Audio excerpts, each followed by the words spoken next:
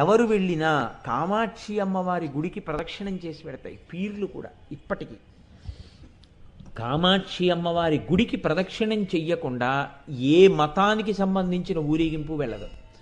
అంత శక్తివంతమైనటువంటి క్షేత్రం. అందుకే అమ్మవారు అక్కడ కామాక్షి అయితే ఆవిడ మారు పేరు కామకోటి అని చెప్తారు. అందుకే కంచిలో ఉన్నటువంటి శంకరాచార్య పీఠానికి కామకోటి పీఠం అని పేరు. కామకోటి అంటే కోటి అంటే హద్దు, కామము అంటే కోరికే.